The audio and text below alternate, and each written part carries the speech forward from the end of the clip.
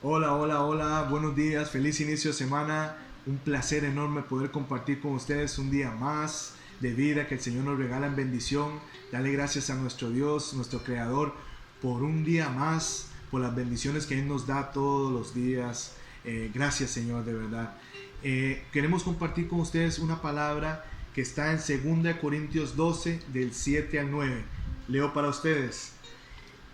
Y para que la grandeza de las revelaciones no me exaltase desmedidamente, me fue dado un aguijón en mi carne, un mensajero de Satanás que me abofetee, para que no me enaltezca sobremanera, respecto a lo cual 3 veces he rogado al Señor que lo quite de mí, y me ha dicho: bástate mi gracia, porque mi poder se perfecciona en la debilidad.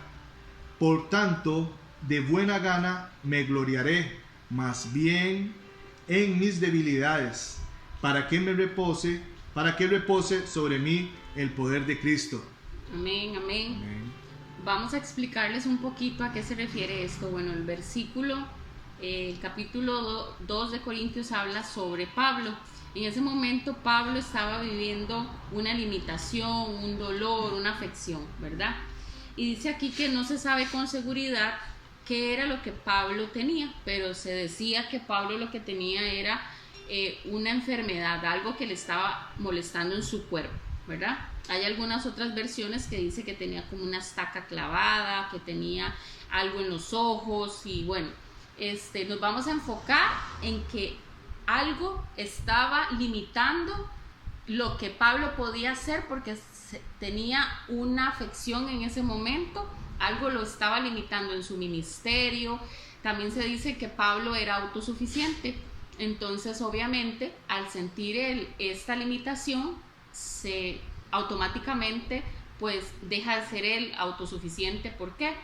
Porque siente esa molestia. Ok, dice que él le pide al Señor que le quite esa molestia, que se la quite. Pero a pesar de eso, dice el 8, respecto a lo cual 3 veces he rogado al Señor que lo quite de mí. Sin embargo, también estudiando nosotros un poquito, vemos que el Señor le dice que no, o sea, el Señor no se lo quita a Pablo. ¿Qué le dice el Señor? Bástate en mi gracia, que mi poder se perfecciona en la debilidad. ¿Cuál sería la debilidad de Pablo? Vamos a comparar lo de Pablo con nosotros. ¿Cuál sería ese aguijón que te está molestando, perturbando, que te está limitando?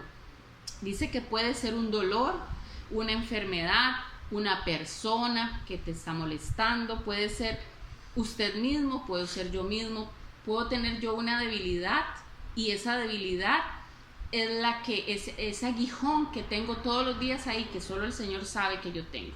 Sin embargo, algo muy importante, la enseñanza de este versículo, este capítulo, es que nosotros debemos depender únicamente del Señor. Por eso, por esa razón, el Señor no quita este aguijón de Pablo. Lo que hace es dejarlo ahí para que Pablo dependa del Señor. Entonces ya no sería autosuficiente, depende del Señor y que se dé cuenta que tiene que glorificarse el Señor en él, haciendo las cosas para que los demás las vean.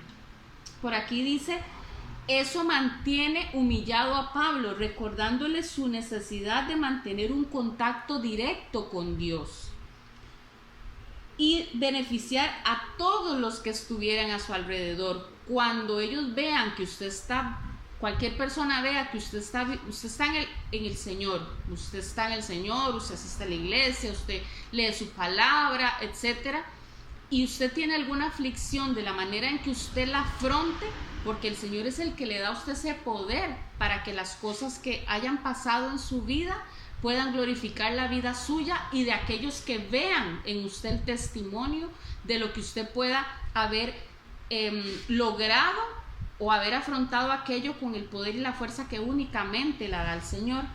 Quizás ese aguijón el Señor lo pone por varias cosas en nuestra vida. Puede ser, lo ha permitido para que seas diferente, para que ames más, para que no juzgues, para que reflejes el carácter de Cristo. Cuando mi esposo y yo hablamos, o en algún momento hablábamos sobre esto, decíamos que yo siempre le digo a él, amor, aquella persona puede estar pasando algo que nosotros no sabemos.